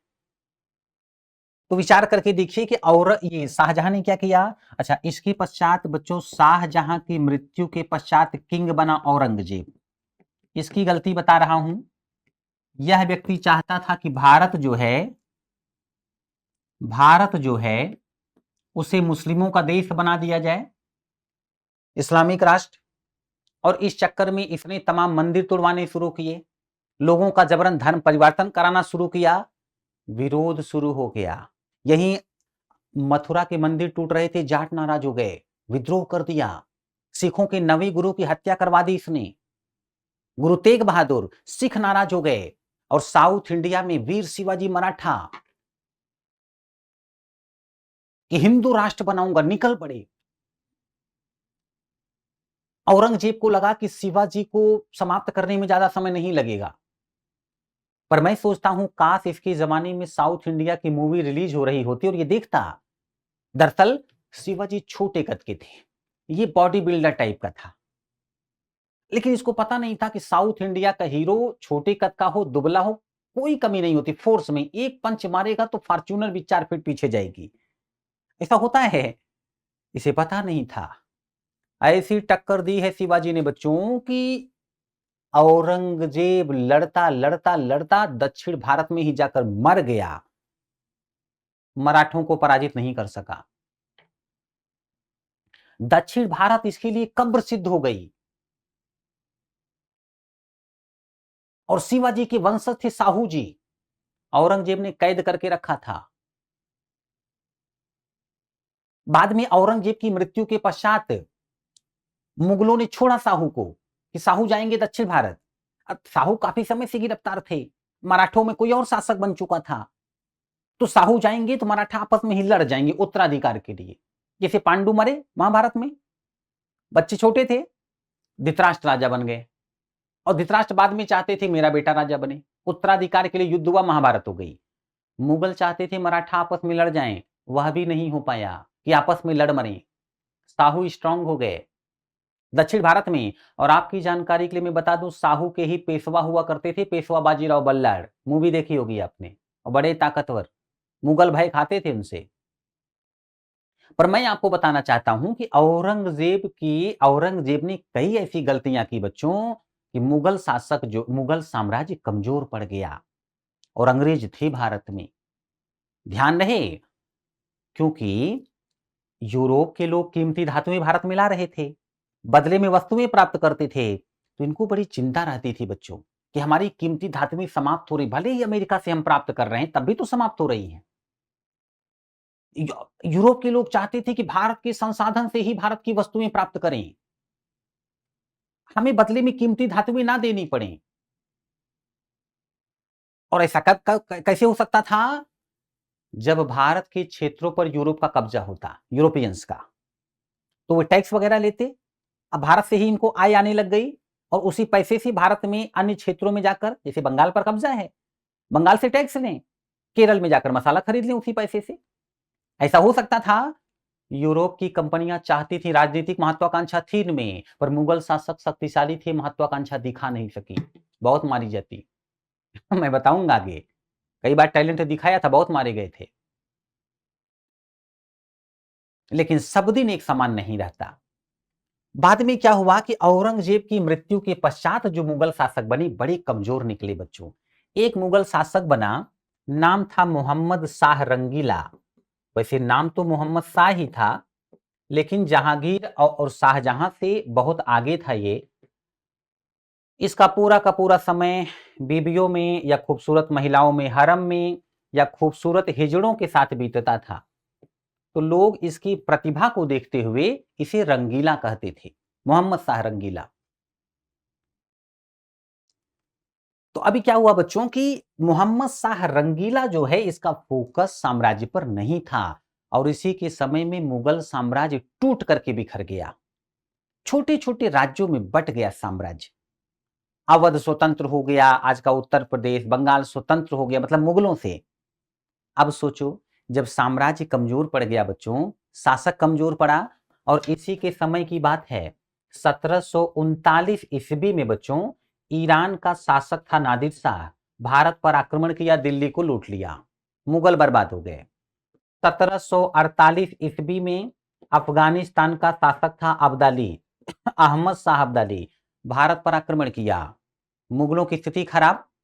अब देखो, 1748 से 1757 ईस्वी में कितना अंतर है, 1757, तो 9 वर्ष का, 9 वर्ष। और 1757 ईस्वी में युद्ध हुआ है, प्लासी का युद्ध, बैटल ऑफ प्लासी।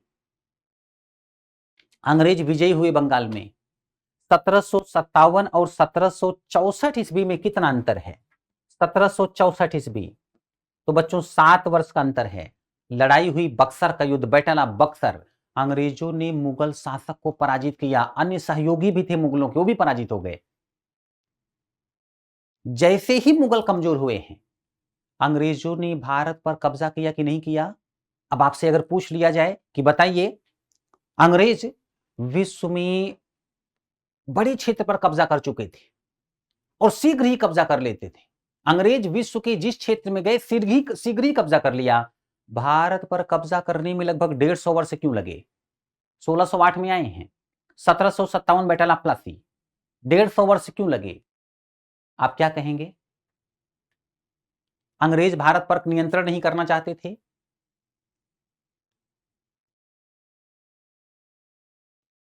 अंग्रेज भारत में व्यापार तक ही खुद को सीमित रखना चाहते थे? अंग्रेजों के पास अत्याधुनिक हथियारों की कमी थी, या भारत के मुगल शासक अत्यधिक शक्तिशाली थे? ये कॉन्सेप्ट है बच्चों, कॉन्सेप्ट क्लियर नहीं होगा, उत्तर नहीं दे पाओगे। तो कारण क्या था? भारत के मुगल शासक अत्यधिक शक्तिशाली थे, लेकिन जैसे ही शासक कमजोर हुए हैं, आप देख लीजिए अंग्रेजों ने क्या किया, भारत पर कब्जा करना शुरू कर दिया। तो देखो, अब एक छोटी सी बात मैंने बताने के लिए, एक कॉन्सेप्ट क्लियर कराने के लिए कितनी बड़ी कहानी बता डाली कि कैसे मुगल कमजोर थे, बाद में शक्तिहीन हुए हैं, तो कैसे अंग्रेजों ने लाभ उठाया। लेकिन बच्चों, यदि मैं आप लोगों को यूरोप के बारे में नहीं बताता, तत्कालीन समय की परिस्थितियों के बारे में नहीं बताता, तो क्या आप समझ पाते कि अंग्रेज व्यापार करने आए थे भारत, तो कब्जा क्यों किया? क्या आप जो ये बातें अभी समझ गए, उस समय के शासक नहीं समझ पाए थे? यदि विश्व की परिस्थितियों का ज्ञान आपको नहीं होता, आप बातें समझ पाते? और तत्कालीन समय में लोगों को ज्ञान नहीं था, इसीलिए लोग नहीं समझ पाए बच्चों। मैं आपको राष्ट्रीय आंदोलन पढ़ाऊंगा, और उससे पहले यह भी बताऊंगा कि कंपनियां जो हैं, उन्होंने भारत में क्या किया और कैसे व्यापार करते करते वो राजनीतिक शक्ति बन गई। फिर बताऊंगा कैसे शुरू हुआ स्वतंत्रता के लिए संघर्ष। लेकिन आपको यह समझना आवश्यक है कि विश्व में क्या हो रहा था। आप लोग प्रीवियस ईयर के क्वेश्चंस देखेंगे बच्चों, तो मॉडर्न हिस्ट्री से प्रश्न करते करते आप देखेंगे बीच में वर्ल्ड हिस्ट्री से प्रश्न आ गया, फ्रांस की क्रांति से प्रश्न उठ गया, अमेरिका के गृहयुद्ध से प्रश्न उठ गया। इन सब घटनाओं का भारत पर प्रभाव पड़ा है, और इसीलिए मैं भी आपको भारत के इतिहास तक सीमित नहीं रखता। मैं जब आपको इतिहास पढ़ाना शुरू करता हूं तो विश्व में क्या चल रहा था वो बताते हुए भारत के बारे में बताता हूं। इससे आपकी जानकारी बहुत बढ़ जाती है और जो प्रश्न आएंगे उनका उत्तर भी आप लोग बड़ी आसानी से दे पाएंगे। तो आप ये समझ गए होंगे कि अंग्रेजों ने भारत में क्या किया कि दिमाग लगा करके भारत पर कब्जा किया है। जब भारत शक्तिशाली था, शांत रहे, कमजोर हुआ तो आने वाले समय में जैसे को तैसा भारतीय भी अंग्रेजों के सामने टैलेंट दिखाएंगे। और सबसे ज्यादा टैलेंट दिखाने वाले एक व्यक्ति मोहनदास करमचंद गांधी। जब अंग्रेज शक्तिशाली रहते थे तो महात्मा गांधी शांत, जब अंग्रेज कमजोर पड़ते थे महात्मा गांधी जो है एक्टिव। 1914 ईस्वी से 1918 ईस्वी प्रथम विश्व युद्ध, और इस बीच महात्मा गांधी ने क्या किया, कई आंदोलन किए, सत्याग्रह, चंपारण सत्याग्रह, खेड़ा सत्याग्रह, अहमदाबाद मिल मजदूर आंदोलन। प्रथम विश्व युद्ध के समय आपको मैं पढ़ाऊंगा, हो सकता है आप जानते भी हों, महात्मा गांधी अंग्रेजों पर बड़ा दबाव बना पाए थे, लेकिन विश्व युद्ध समाप्त होने के पश्चात नहीं। उसके पश्चात अंग्रेजों की बारी थी। जितना भारतीयों ने दबाव बनाया था प्रथम विश्व युद्ध के समय, क्योंकि अंग्रेज परेशान थे, विश्व के विभिन्न क्षेत्रों में लड़ रहे थे, और इधर भारतीय जो है वो सत्याग्रह कर रहे हैं। अंग्रेज 1857 का महाविद्रोह देख चुके थे, भारत आजाद होने की स्थिति तक पहुंच गया था। वर्ल्ड वार के समय रिस्क नहीं ले सकते थे, भारतीयों की बातें मानते चले गए। लेकिन जैसे ही वर्ल्ड वार समाप्त हुआ 1919 ईस्वी जलियांवाला बाग हत्याकांड, दहशत के बल पर अंग्रेजों का शासन था भारत पर। गब्बर सिंह, कोस कोस दूर तक जब बच्चा रोता है तो मां कहती है बेटा मत रो, गब्बर आ जाएगा। ऐसा कैसी था, दहशत थी। अंग्रेज दहशत के बल पर भारत पर शासन करते थे। जलियांवाला बाग हत्याकांड में वही दहशत बनाई गई कि एक जगह पर एकत्रित होकर अंग्रेजों पर दबाव बनाओगे ना, ऐसा वर्ल्ड वार में आपने किया, चंपारण में, खेड़ा में, बर्दाश्त नहीं किया जाएगा। महात्मा गांधी आप कुछ विशेष नहीं कर पाएंगे या उस प्रकार से सफलता नहीं ले पाएंगे जैसा वर्ल्ड वार के समय पर लिया था। बता रहा हूं, विस्तार से समझाऊंगा। लेकिन सेकेंड वर्ल्ड वार, अंग्रेजों की हालत खराब। हिटलर अंग्रेजों को पराजित कर रहा था, जापान अंग्रेजों को पराजित कर रहा था, सुभाष चंद्र बोस बड़े बड़े वाक्यों का प्रयोग कर रहे थे, सेंटेंस का, तुम मुझे खून दो मैं तुम्हें आजादी दूंगा, दिल्ली चलो, आजाद हिंद फौज बनाकर बैठे थे। अंग्रेजों की हालत खराब। मोहनदास करमचंद गांधी 1942 ईस्वी भारत छोड़ो आंदोलन, और जो महात्मा गांधी अहिंसा पर बल देते थे, इस समय नारा दिया डू और डाई, करो या मरो। इतनी भयंकर हिंसा हुई है, अंग्रेजों ने कहा महात्मा गांधी आंदोलन रोक दो। एक समय असहयोग आंदोलन हुआ था भारत में, चौरी चौरा में एक पुलिस स्टेशन फूका गया, गांधी जी ने आंदोलन रोक दिया था। अंग्रेजों ने कहा सर पता नहीं कितने स्टेशन फूक दिए जा रहे हैं, आंदोलन रोकिए सर। महात्मा गांधी ने कहा नहीं रोकूंगा। एक ब्रिटेन का बहुत पावरफुल नेता था चर्चिल, वो कहता था दुनिया से जीत गए कमबख्त बुड्ढे से हार जाएं। आप विचार करके देखें, दिमाग का प्रयोग कर रहे थे कि नहीं? वर्ल्ड वार के समय ही ज्यादा प्रतिभा क्यों दिखाते थे? तो बच्चों, जब आप सामने वाले को समझ जाते हैं, उसके उद्देश्य को समझ जाते हैं, परिस्थितियों की मांग क्या थी ये समझ जाते हैं, पाठ्यक्रम पढ़ना आसान, समझना और भी आसान, और फिर उसमें प्रदर्शन करना और भी आसान, तो सब कुछ आप लोगों के लिए आसान हो जाएगा। देखो बच्चों, जो कुछ मैंने अभी आप लोगों को बताया वो क्यों बताया ये मैंने समझाया।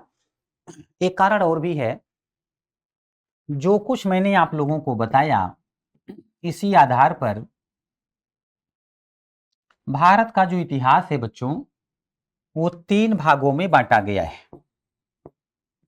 एक है प्राचीन इतिहास, समय है 2350 ईसा पूर्व से 700 ईस्वी। अलग अलग बुक में अलग अलग है, इसलिए आप परेशान मत होना, जो मैं लिखवा रहा हूं वही मान के चलना। इसके पश्चात है मध्यकालीन इतिहास, समय है 700 ईस्वी से लेकर के 1707 ईस्वी। फिर है आधुनिक इतिहास, आधुनिक इतिहास, समय है 1707 ईस्वी से लेकर के 1947 ईस्वी। देखो बच्चों, जब आप चंद्रगुप्त मौर्य के बारे में पढ़ते हैं, चाणक्य, मगध साम्राज्य, इन सब के बारे में पढ़ते हैं, आप प्राचीन इतिहास पढ़ रहे होते हैं। भारत के लोग, भारत का तौर तरीका, भारत की भाषाएं। जब भारत पर मुस्लिम आक्रमणकारी आक्रमण करते हैं, तो धीरे धीरे आपको देखने को मिलेगा भारत में अलग प्रकार की भाषा बोली जाएगी, अलग प्रकार की शासन व्यवस्था होगी, बहुत कुछ अलग आपको देखने को मिलेगा। अलग संस्कृति के लोग भारत में दिखाई पड़ेंगे। आप पढ़ रहे होंगे मध्यकालीन इतिहास, फारसी भाषा, ये मुस्लिम शासक, ये शासक। और जब भारत में अंग्रेज शासन स्थापित करेंगे, मुस्लिम शक्तियों को पराजित करेंगे, तो आप देखेंगे भारत में अलग भाषा अंग्रेजी, अलग प्रकार की शासन व्यवस्था, अलग प्रकार की संस्कृति के लोग, भारत पर उन सबका प्रभाव। अब मुझे देखिए, मैं हिंदी भी यूज कर रहा हूं क्लास में और इंग्लिश भी। आप क्या पढ़ रहे होंगे ऐसे समय पर? आधुनिक इतिहास। आधुनिक इतिहास। तो इस बात का ध्यान रखना है कि जो विभाजन है बच्चों, वो इसलिए किया गया है कि आप लोग सरलता से इतिहास विषय का पाठ्यक्रम समझ पाएं। आपको अधिक फोकस कहां करना है, कहां से प्रश्न आना है? मॉडर्न हिस्ट्री से। तो मॉडर्न हिस्ट्री की बात मैं करूंगा। कल्चर से जो प्रश्न आता है उसमें, क्योंकि प्राचीन इतिहास पर भी थोड़ा सा आपको फोकस करना होगा, मध्यकालीन इतिहास के समय पर संस्कृति कैसी थी भारत की, मैं बताऊंगा। तो आपको जो है सर्वप्रथम ये लिखना है, फिर मैं आगे आता हूं कि क्या हुआ। लिखिएगा, हेडिंग डालिए इतिहास। इतिहास। और इतिहास लिखकर ये 3 भागों में उसे विभाजित करिए। 3 भागों में विभाजित करिए और लिखिए प्राचीन इतिहास। प्राचीन इतिहास। प्राचीन इतिहास लिखकर ब्रैकेट में लिखिए 2350 ईसा पूर्व से प्राचीन इतिहास, 2350 ईसा पूर्व से 700 ईस्वी, 2350 ईसा पूर्व से 700 ईस्वी, 700 ईस्वी। फिर लिखिए मध्यकालीन इतिहास। मध्यकालीन इतिहास। मध्यकालीन इतिहास ब्रैकेट में 700 ईस्वी से 700 ईस्वी से 1707 ईस्वी, 700 ईस्वी से 1707 ईस्वी मध्यकालीन इतिहास। फिर लिखिए आधुनिक इतिहास।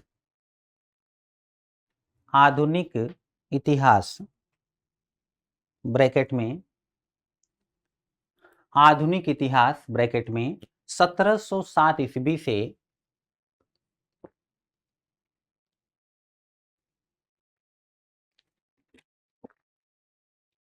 1707 ईस्वी से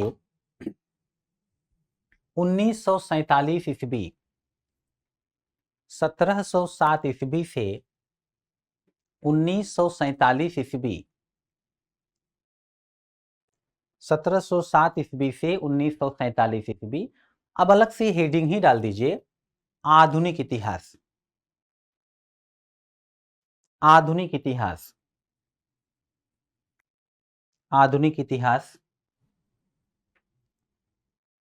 और आधुनिक इतिहास लिख करके थोड़ा सा लिखिए। देखो बच्चों, मैं बीच बीच में कुछ बातें ऐसी लिखवाऊंगा जिससे आप लोग जब नोट्स देखें तो पूरा का पूरा जो कॉन्सेप्ट है वो आपको ध्यान में आ जाए। आप उसे पढ़ें तो जो बातें मैं आपको समझा चुका हूं सब आपके दिमाग में आते चले जाएं, और आप आंख बंद करें तो आपको ये सब ध्यान में आता चला जाए, ऐसा हुआ फिर ऐसा हुआ फिर ऐसा हुआ। तो लिखिएगा प्राचीन काल में, प्राचीन काल में, प्राचीन काल में यूरोप में, यूरोप में एक विशालकाय, यूरोप में एक विशालकाय साम्राज्य, एक विशालकाय साम्राज्य अस्तित्व में आया था। एक विशालकाय साम्राज्य अस्तित्व में आया था। अस्तित्व में आया था, जिसे रोमन साम्राज्य के नाम से अस्तित्व में आया था, जिसे रोमन साम्राज्य के नाम से जिसे रोमन साम्राज्य के नाम से जाना गया था। रोमन साम्राज्य के नाम से जाना गया था। जाना गया था। आगे चलकर लिखिए, आगे चलकर रोमन साम्राज्य आगे चलकर रोमन साम्राज्य दो भागों में विभाजित हो गया। आगे चलकर रोमन साम्राज्य दो भागों में विभाजित हो गया। दो भागों में विभाजित हो गया। पश्चिमी रोमन साम्राज्य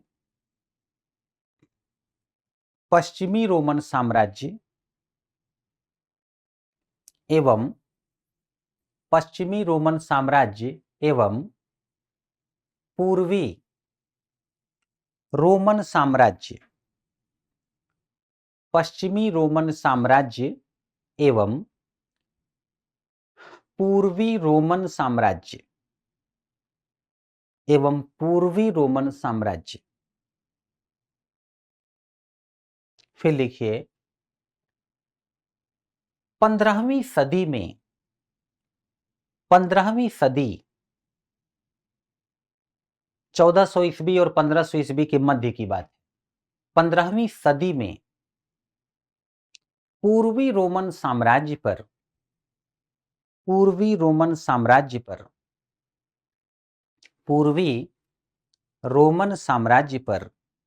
निरंतर तुर्कों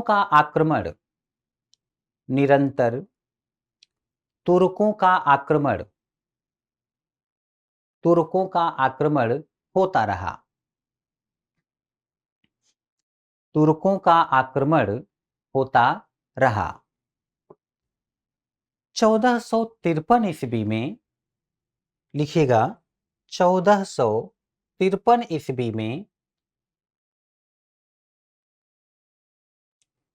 तुर्कों ने 1453 ईस्वी में तुर्कों ने पूर्वी रोमन साम्राज्य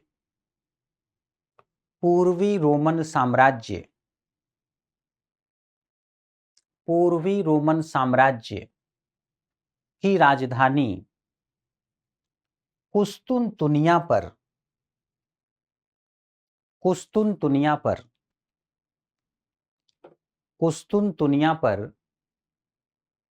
कब्जा कर लिया।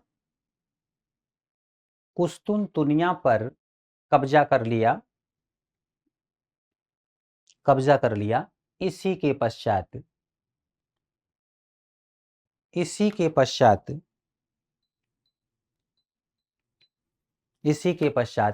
यूरोप से भारत आने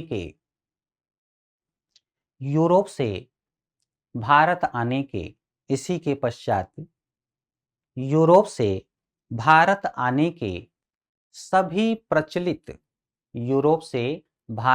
के सभी प्रचलित व्यापारिक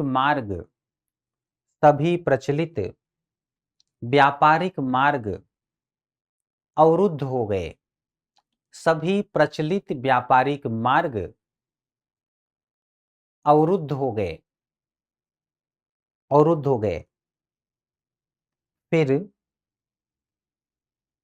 फिर अवरुद्ध हो गए। फिर भौगोलिक